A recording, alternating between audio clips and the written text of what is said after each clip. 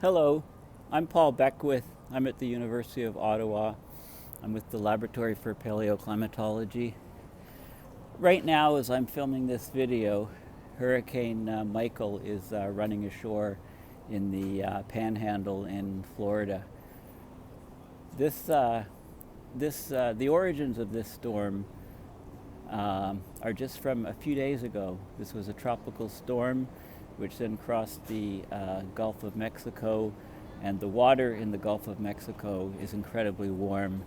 And as you know, if you've watched some of my previous videos on my YouTube channel, Paul Beckwith, or posted on my website, paulbeckwith.net, any time that the water temperature is above 26.5 degrees Celsius, then there will be energy coming from the ocean up into the storms. There'll be a lot of evaporation of water and uplift. This warm air will rise up and that water vapor condenses and it fuels these storms.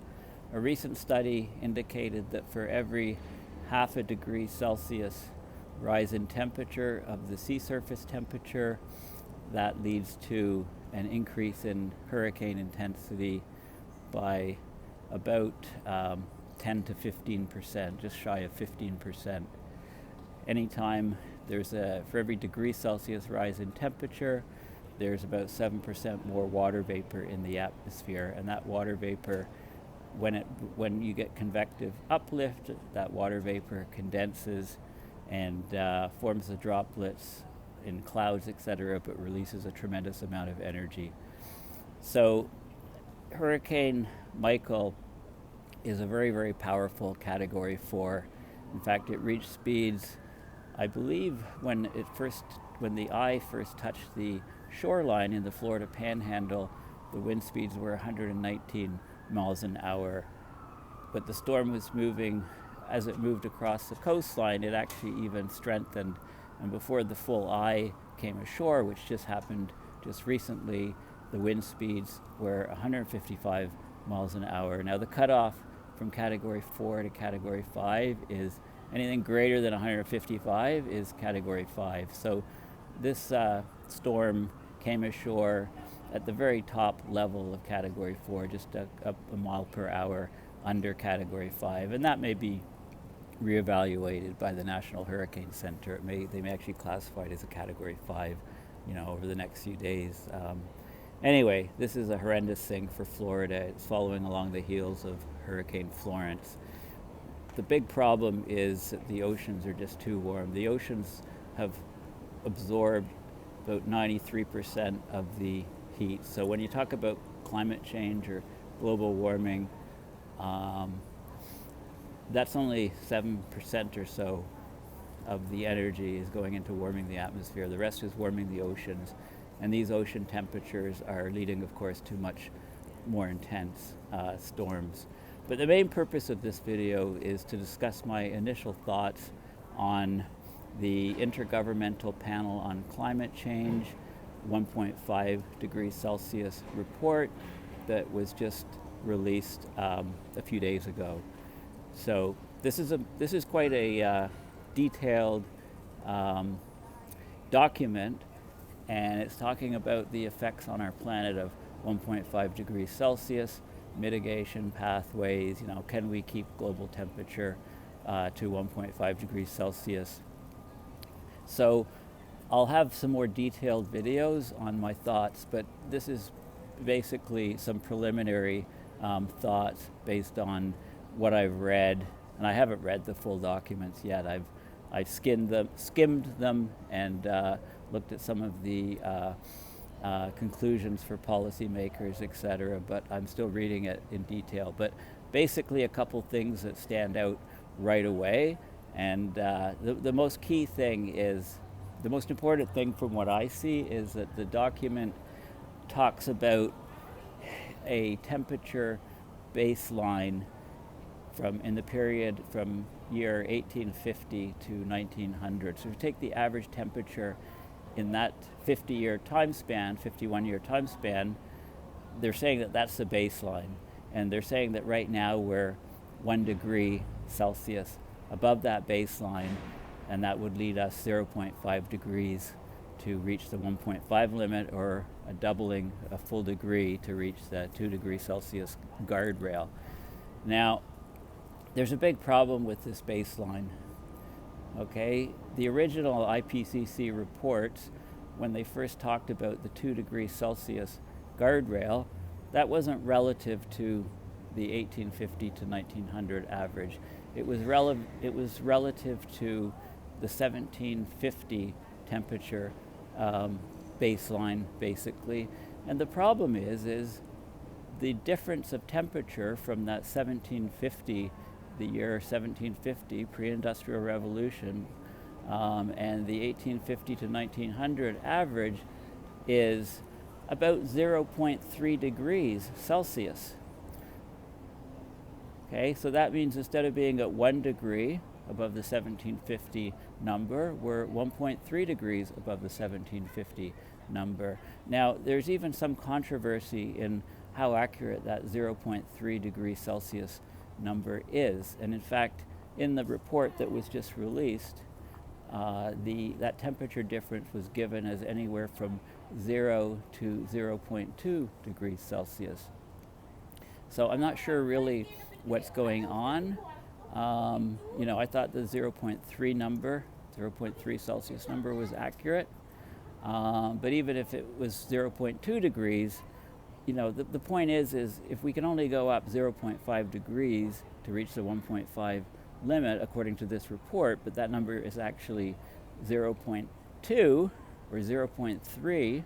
If we're already at 1.2 or 1.3, then we have anywhere from 0.2 to 0.3 degrees Celsius to reach the 1.5 limit, not a full 0.5. So this idea of sliding baselines is absurd, and I'm not sure why the issue is being skirted around in the latest report. Another key factor is methane. Okay, the IPCC reports up to now have all indicated that methane isn't going to be a real problem, isn't going to have a large enough effect to warm climate up until the year 2100 or so. That's been the assumption all along, and that comes from computer models, and that's an invalid or erroneous assumption. We see increasing levels of methane coming up from various sources, including the Arctic permafrost, both permafrost on the land thawing out and permafrost on the ocean floor thawing out. We see methane clathrates, which is a form of frozen water surrounding methane molecules in the seafloor and in the ground deep down, where temperatures and pressures are conducive to having this state, and we have the release of that. We're getting torrential rains in various places on the planet, and this is creating marshlands and more wetlands and things, and these are huge emitters of methane. And as I've mentioned in previous videos, it's also very important where the methane is released, because the lifetime of methane is anywhere from 9 to 11 years or so.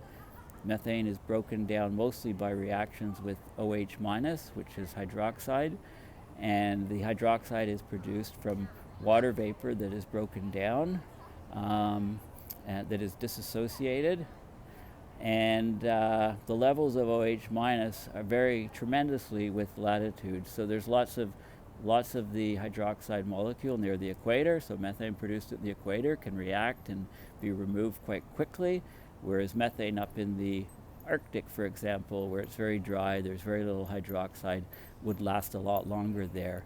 And of course, that's if the methane stayed in those regions, but we know that there's global transport of molecules are distributed globally. So methane produced at the equator doesn't stay at the equator. A lot of it will move, it will move with the prevailing winds. Same with that's produced up in the Arctic. So that's another factor.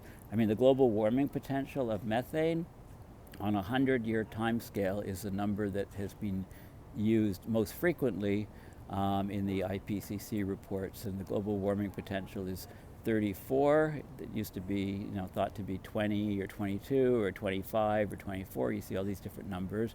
but the AR5 IPCC report, the most recent one, that 2013 report had it at 34. So one molecule of methane it's actually by weight, I believe, but anyway, the ratio of the methane effect on the warming to the CO2, 34 times over a 100-year time scale. But of course, methane doesn't last that long. Over a 20-year time scale, it's believed 86 is the number, and over a few-year time scale, we're talking northwards of 150 times. So on a weight basis or molecule basis, methane is much more reactive, it absorbs much more, it causes much more warming than CO2 does. So this is a problem because we're doing more and more fracking. Natural gas is methane. So, when the fracking, when you burn methane, it's cleaner burning than coal, but the leak rates of methane are very, very high from natural gas infrastructure, and that negates any positive effect of using methane as opposed to coal. Methane is not a bridge fuel.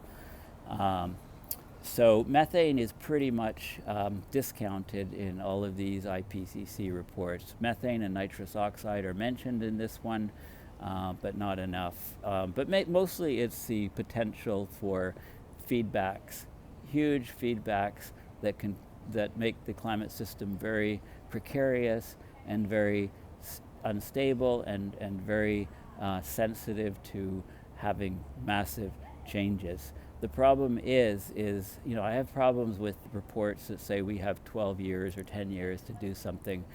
We're experiencing tremendous consequences of very rapid climate change. I call it abrupt climate change now.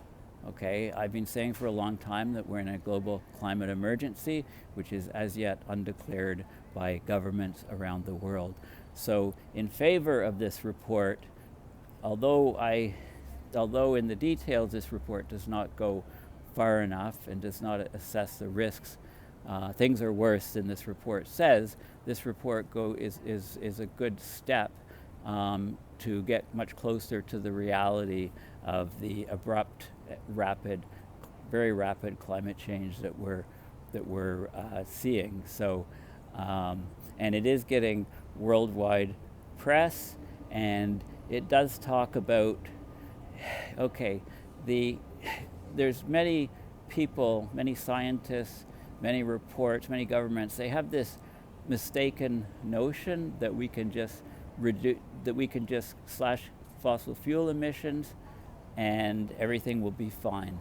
The problem is that CO2 stays in the atmosphere for tremendously long periods of time. In fact, something like half of it remains after even 1,000 years. So if we were to completely stop the production of CO2, and the lifetime is approaching 1,000 years, it will take a long time for the present CO2 levels to decrease. So slashing emissions is not enough. So we need to, and I've talked about the three-legged bar stool idea for many years, where we need to slash fossil fuel emissions. We need to extract CO2 out of the atmosphere, use carbon dioxide removal or CDR methods to lower carbon dioxide levels in the atmosphere, and we also need to deploy solar radiation management techniques to specifically cool the planet, to buy us time to do these other things, because the danger is as the planet continues to warm, the natural sinks for CO2 and for other greenhouse gases on the planet decrease. They become less effective. They don't absorb as much CO2.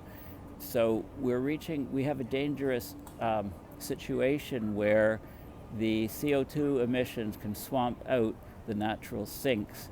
And as the sinks fail, for example, as forests dry out and burn, produce CO2 from the burning as opposed to withdrawing it, then CO2 levels in the atmosphere will skyrocket and go out of human hands, the ability to us to do anything. So we're in a global climate change emergency. The report needs to say that. Thank you.